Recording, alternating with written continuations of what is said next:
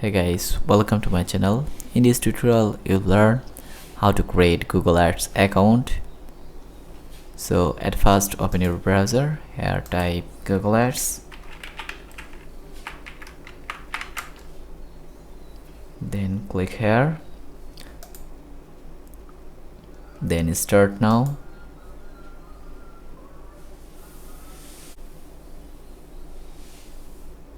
You got this type of pop-up. You can create a campaign, or you can add your business information here.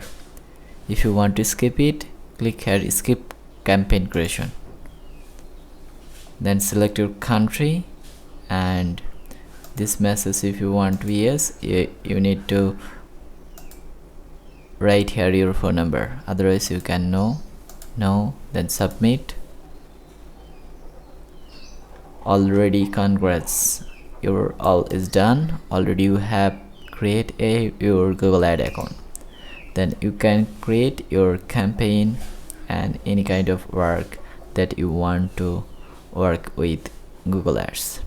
So next episode we will learn about how to create a search campaign. Thanks for watching. See you on the next video.